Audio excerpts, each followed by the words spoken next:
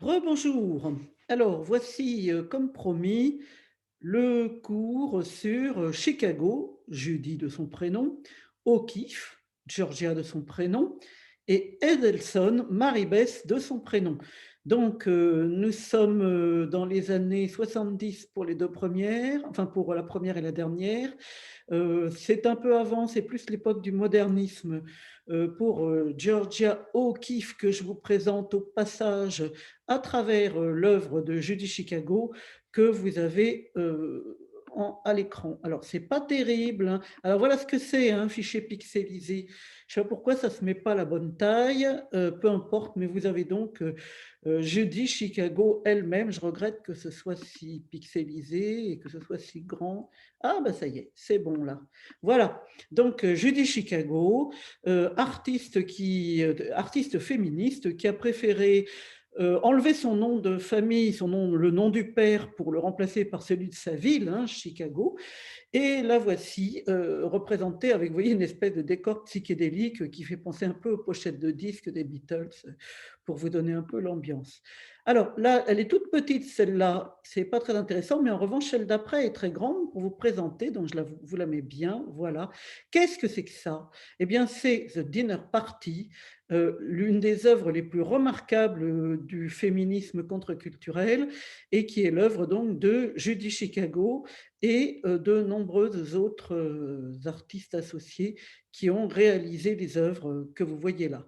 Mais en fait, l'idée centrale, c'est bien celle de Judy Chicago elle-même.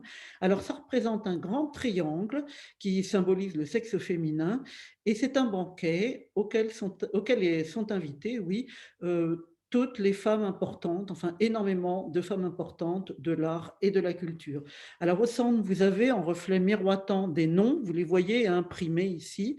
Donc ça miroite, hein, ça fait un peu comme un effet de piscine, vous allez voir sur les autres photos.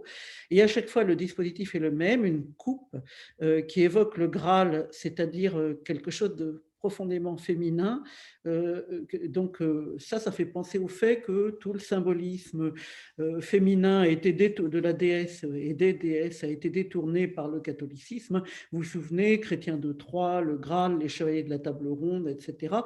Donc c'est bien pour considérer tout ça comme un détournement. Et donc là, ça restaure, ça remet au nom des déesses, au nom de la déesse, des ou de la déesse, des coupes, donc les coupes, symboles féminins. Vous avez les assiettes qui sont en porcelaine peinte et qui à chaque fois représentent un mandala vulve, si on veut. On va voir des détails tout à l'heure. Et vous avez le nom qui est brodé. C'est aussi de l'art textile, hein. Le nom de chaque invité est brodé. Donc chacune a sa place, chacune a son nom brodé sur une espèce de chemin de table, ou si vous voulez, de set de table qui retomberait un peu le long de la table, vous voyez, ces éléments-là. Alors voilà donc cette œuvre assez extraordinaire, même tout à fait extraordinaire. Une autre vue, cette fois, donc vous voyez le jeu de la broderie, la présentation des assiettes toutes différentes, mais toutes avec un imaginaire vulvaire extrêmement profond et le côté extrêmement miroitant au milieu des noms, ça fait vraiment comme une sorte de piscine. Voilà. Alors, un détail d'une de ces assiettes, donc vous voyez ici des mains, du feu et une forme de vulve. Ici, c'est The Primordial Goddess, donc la déesse primordiale. Alors, je vous ai dit que l'appellation déesse mère est considérée comme sexiste et par les féministes de cette époque, et donc elle préfère à cela l'idée de grande déesse ou de déesse primordiale. C'est bon, toujours le problème un peu, disons, de l'espèce de monothéisme bizarre de cette déesse. Elle n'a pas à être monothéiste comme ça, hein. Cette déesse, on le sait, normalement, elle est plutôt polythéiste, disons. Enfin, il s'agit de plusieurs déesses. Mais bon, ici, d'ailleurs, il y a des représentations. Il y a la déesse primordiale, mais il y a d'autres formes de la déesse qui se trouvent également invitées. Alors, une autre invitée remarquable, c'est Judith. Alors là, c'est tout petit, on ne voit rien. Donc, Judith, c'est qui? C'est Judith et Holoferne. C'est celle qui, vous voyez rien, c'est vraiment tout petit, hein, j'aurais dû faire attention à la taille de mes images. Mais vous voyez comme c'est important, hein, de faire attention à la taille de ces images quand on travaille, surtout quand vous imprimez, quelque chose.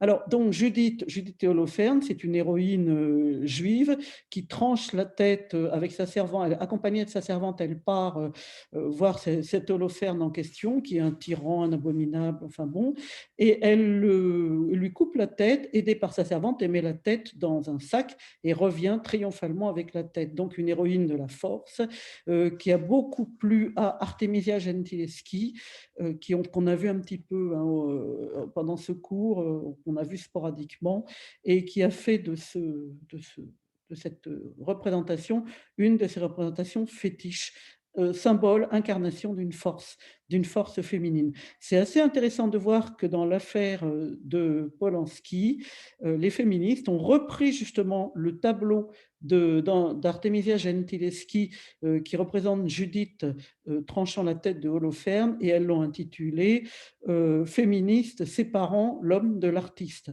pour se moquer des gens qui disent: «Ah oui, mais c'est un artiste, donc il peut violer toutes les petites filles qu'il veut, on s'en fiche du moment que c'est un artiste». Moi je suis tout à fait contre. Alors après c'est des questions personnelles, il y a des gens qui disent: «Ah oui, mais quand même l'art c'est si important, même si le type est un salaud». Bon bref, là, on ne va pas rentrer dans ces considérations, mais mon avis personnel, c'est qu'il y a assez de réalisateurs et de réalisatrices intéressants et intéressantes qui ne violent aucune petite fille, donc autant s'en contenter, voilà. Donc bref, alors j'en arrive à ma Georgia O'Keeffe, donc qui est une artiste, primordiale du des USA, enfin comment dire? Du modernisme américain. Donc elle est très, très importante, et là, vous voyez, l'assiette, représente véritablement une fleur vulve, et vous allez voir, parce que je vais vous montrer rapidement après des œuvres de Georgia O'Keeffe, à quel point c'est particulièrement bienvenu. Je continue avec, d'autres. Bon, alors il y en a d'autres. Ici, alors on voit rien, ce tout petit, pardon, c'est Virginia Woolf, et ici, c'est Hildegarde. Qu'est-ce que c'est que cette Hildegarde? C'est Hildegarde de Bingen, comment dire, une abbesse, allemande du Moyen Âge, qui est elle est autrice de musique, autrice de traités de médecine. Elle a donné des cours à des filles sur la médecine. Elle a écrit des traités de tout ce qu'on peut imaginer. C'est un nombre une œuvre d'une absolument gigantesque. Enfin, je parle là, je ne sais pas pourquoi, de ces traités de médecine, parce qu'elle a travaillé beaucoup sur la question, mais sur tellement d'autres questions. Elle a tellement étudié, elle a laissé une œuvre absolument extraordinaire, Hildegarde de Bingen. Et du coup, c'est assez amusant parce qu'il y a une marque de tisane, qui s'appelle Hildegarde de Bingen, parce qu'elle avait travaillé sur les vertus des plantes, la botanique, mais énormément de domaines, hein. Donc une très, très grande femme de lettres, allemande. Femme de lettres, c'est beaucoup dire, enfin je veux dire, c'est dire de façon un peu bête, une autrice, une artiste, qui à la fois, comment dire, faisait de la musique, écrivait, dirigeait son couvent, enfin une personnalité riche et brillante, du Moyen Âge. Alors là, pour que vous voyez le nom de Georgia O'Keeffe avec les deux F et les deux E, je vous ai mis son Book of Postcards. Donc bon, pour que vous voyez son nom, hein, pour éviter des plaies, comme ça vous l'avez au tableau en quelque sorte. Et voici alors c'est vraiment la parenthèse après vous avoir présenté, le dinner party, sur Georgia O'Keeffe. Alors il faut d'abord que je conclue sur avant de passer à O'Keeffe, sur Chicago. Donc, qu'est-ce qu'elle a voulu faire? C'est un geste énorme, vous voyez, d'avoir fait cet immense triangle, évocateur du sexe féminin, avec toutes ces vulves représentées au fond des assiettes, avec cette broderie, vous voyez, l'art féminin de la broderie, l'art textile ici revisité. C'est assez extraordinaire, hein, c'est même totalement extraordinaire, c'est vraiment une masterpiece, enfin une œuvre énorme, c'est immense. Je n'ai pas la photo, mais on la trouve sur Internet, où elle est assise, carrément sur l'espèce de banc. Enfin, c'est tellement grand, c'est vraiment bon pour marquer vraiment un pavé dans la mare, pour montrer, de façon extrêmement forte et vivante, la présence si souvent occultée, des grandes femmes, dont on ne parle jamais. Vous voyez, c'est une opération coup de poing, en quelque sorte, qu'elle a fait, Judy Chicago. Alors, on attribue le travail à Judy Chicago, sachant qu'il y a eu des tas de femmes qui ont fait le travail, parce qu'on a une vision aujourd'hui qui est très, très conceptuelle de l'art. C'est-à-dire, ce qui compte le plus, c'est la façon dont vous concevez l'œuvre, la réalisation étant considérée comme moins importante. Ça, c'est quelque chose qui m'a toujours frappé, mais c'est étonnant comme cet héritage du passé est fort encore, parce qu'on pourrait dire, bon, c'est pareil, hein, pour ce qu'on a vu avec le crochet Coral Reef, on l'attribue à une personne, mais il y a des tas de femmes qui ont collaboré. Alors on considère que c'est de l'artisanat quand les femmes collaborent, et on considère que c'est de l'art quand elles conçoivent le projet. Donc, on a une vision conceptuelle, hein. Ça peut changer, hein, suivant les époques, mais aujourd'hui, c'est vraiment la vision qu'on a. L'art, c'est le concept. Alors, que devient la peinture, hein, dans ce cas-là? La peinture conceptuelle, c'est une sorte de grand écart, toujours intéressant, hein, mais c'est quelque chose de particulier. Alors, justement, pour parler de Georgia O'Keeffe, vous voyez son œuvre. Donc, il faut imaginer ça sur un très, très grand format, des fleurs méphitiques, veloutées, sexualisé. C'est pour ça que c'est très très bien vu, hein, son assiette, l'assiette là que vous voyez ici. Vraiment, bon là, la forme de fleurs sexuelles est extrêmement marquée, présente. Donc, vous voyez ici les tableaux, la façon dont dont on est effectivement dans un univers de fleurs sexualisées. Ici encore, une autre œuvre. Je vous les montre assez rapidement. Bon, ici, voilà, vous voyez une sorte de fleur comme ça, immense, hein, qui s'étale et mystérieuse. Et l'intérieur, on dirait que c'est brodé. Enfin, on dirait qu'on atteint une sorte de mystère, comme si on avait ouvert, vous voyez, les pétales pour révéler l'intérieur d'une sorte de coffret. On est vraiment dans cette thématique hyper féminisée. Bon, là, c'est une espèce de volcan. Ici, bon, parfois c'est en bleu, ça, c'est pas toujours en rouge, hein, c'est pour vous montrer qu'il y avait un peu d'autres couleurs. Ici, vous voyez cette fleur visage, cette fleur vulve, cette fleur sexe, donc dans les tons cette fois bleu et mauve. Et j'aime beaucoup ce bestiau avec, je ne sais plus comment on appelle ça, je crois un massacre, hein, une tête comme ça, une simple tête de cerf ou de bête, enfin une tête d'animal qui, comment dire, il n'y a plus que les os, hein, vous voyez, et les bois. C'est tout à fait. Moi, j'aime beaucoup ce genre de choses.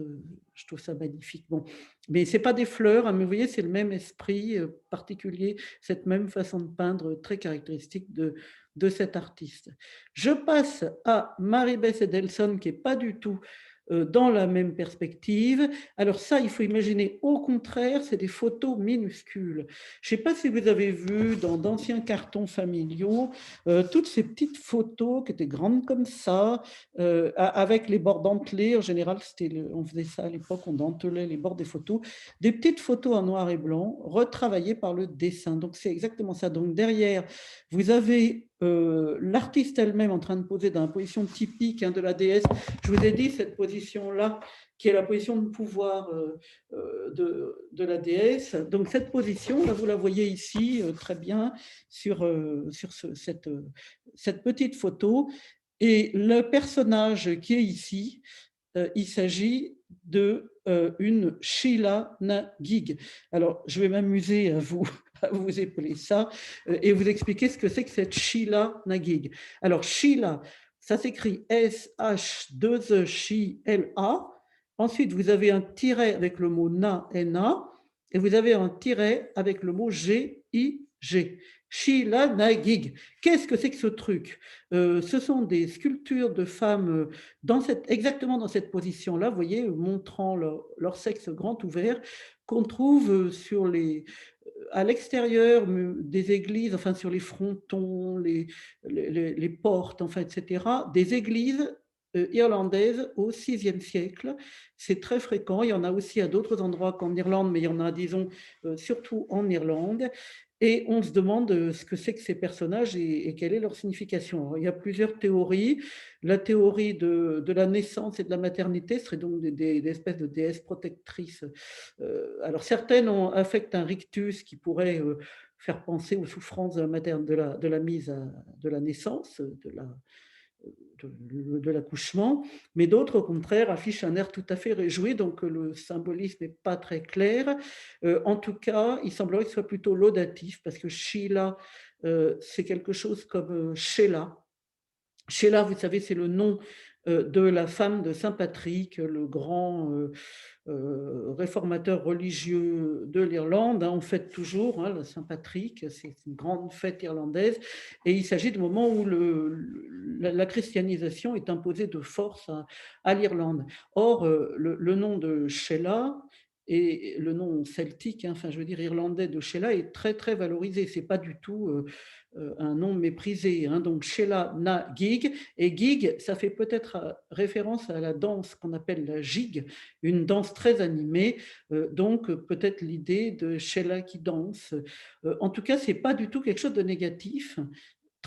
C'est soit des trucs d'accouchement de protection, soit au contraire une représentation de Sheila qui danse, quelque chose qui pourrait être à la limite amusant, peut-être obscène, pourquoi pas, mais il ne s'agit pas du tout de ce que les découvreurs ont vu, enfin, que certains ont dit oui, en fait c'est des personnages impudique et tout. Il ne s'agit pas du tout de ça, dans aucun cas, dans aucune théorie, il est question d'impudicité. Alors, ce qui est intéressant avec cette série de Mary-Beth Edelson, c'est justement le côté extrêmement polysthéiste de la déesse. La déesse, elle est représentée sous forme d'une Shilanagig. On va voir d'une Bobo, de Kali, je vais vous montrer tout ça, c'est-à-dire des formes de la déesse. Alors voilà, qu'est-ce que c'est que ça? Là maintenant vous le savez. Regardez ça, c'est la déesse, c'est toujours notre, notre autrice, enfin, notre artiste, qui s'est photographiée nue. Et là, vous voyez, on l'a vue celle-là. C'est la Vincha. Vous vous rappelez la déesse Vincha qu'on a vue dans la vidéo, il y a deux vidéos. Dans la première vidéo que je vous ai faite aujourd'hui. Donc, vous voyez ici comment il y a quelque chose de très culte. Elle connaît bien Mary-Beth Edelson. Elle est très, très au courant, vous voyez, de tout ce qui se passe, c'est-à-dire que de Maria Gimbutas, qui a publié son bouquin, l'importance que ça a eu, etc. Donc, elle le représente, cette déesse marquée par des traits parallèles, avec le ventre, enfin, avec les bras. Vous voyez, tout est délicatement surligné. Et la tête elle-même, avec les grands yeux, c'est évoqué, on dirait vraiment l'espèce de déesse serpent que je vous ai montré tout à l'heure. Enfin, potentiellement déesse serpent. Après, les interprétations varient, même chez Gimbuntas elle-même. Là, j'ai loupé celle-là. Encore une, vous voyez, encore une. Mais comment ça se fait? Je n'ai pas. Elle doit être plus loin. J'en ai une que je voudrais vous montrer. Oui, la voilà, elle est là. D'accord. Alors ici, c'est encore une œuvre de Mary-Beth Edelson qui représente la déesse. Donc vous la voyez associée à la nature, associée à des formes spiralées. Je vous ai dit l'importance des formes spiralées. Avec, là encore, c'est une toute petite photo où vous avez derrière les pierres, le minéral, le végétal et la déesse qui surgit avec ce geste toujours comme ça. Que vous voyez très nettement, la tête remplacée par un coquillage spiralé. Ici, ça, c'est des déesses de l'ordre de ce qu'on a appelé les bobos, B-A-U-B-O, accent circonflexe. Donc, il s'agit de statues qui ont été trouvées en Asie mineure, dans des tombes, et qui représentent uniquement des têtes de sexe, enfin sur jambes. Je vous en montrerai, c'est tellement spécial, tellement particulier. Bon, on va peut-être laisser tomber parce que c'est vraiment encore tout un pan de la réflexion à cette époque sur la multiplicité des représentations de déesses. J'ai plutôt passé à la suivante qui est connue de tout le monde, mais n'est-ce pas, vous l'avez reconnue. Donc c'est Wonder Woman, qui effectivement, son créateur avait voulu en faire une figure parfaitement féministe. C'était un homme féministe qui a créé cette Wonder Woman et il voulait en faire un modèle pour les jeunes filles, un modèle de sport, d'énergie, de force à l'usage des jeunes filles. Alors ici, c'est toujours la Sheila na gig. Vous la reconnaissez avec ses grands yeux, etc. et une langue tirée qui n'est pas sans évoquer la déesse Kali. Et alors voilà ma préférée, ça c'est Kali. Alors vous connaissez Kali, déesse indienne de la destruction et de la vie. Enfin, c'est le côté vie et mort, guerre et paix. Kali, elle représente tout ça. Alors c'est une déesse noire. Donc là, vous voyez, là, en haut, elle est noire. Elle tire constamment la langue et elle a des multiples bras qui portent toutes sortes de symboles. Donc le feu, je ne sais plus quoi encore, enfin tout ça c'est très symbolique. Et vous voyez la tête du bonhomme à qui on a coupé la tête, elle est toute joyeuse et elle fait encore une fois, tac, le geste représentatif de la déesse. Ça, ce geste, vous le verrez même dans la bijouterie contemporaine. Hein, si vous traînez dans les musées, je ne sais pas, à Londres, enfin pour l'instant il est guère question de faire ça, mais si un jour vous pouvez traîner dans les musées de Londres, vous serez frappé de voir qu'il y a toujours une section avec des petites déesses qui toutes ont toujours ce geste comme ça, très marqué et très caractéristique. Donc voilà, Marie-Beth Edelson, c'est quelqu'un de charmant en plus. Quand j'ai écrit le fameux bouquin qui s'intitule Dis papa, c'était quoi le patriarcat, sur toute cette époque, sur toute cette question des déesses, etc. Elle a accepté on lui a demandé avec mon éditrice Estelle Bonny si on pouvait utiliser une de ses photos sur la couverture. Et elle a accepté avec une gentillesse. C'est vraiment quelqu'un d'absolument charmant, outre qu'elle est une super artiste. Parce que c'est quand même génial, ces trucs, c'est tout petit, c'est grand comme ça, et ça pète, ça dégage, ça a une énergie folle, et c'est extraordinaire. Vous voyez, comme dessin, c'est hyper talentueux, quoi. C'est fou tout ça. Alors voilà encore une bobo, pas une bobo, une Sheila Naguik pour finir ma série.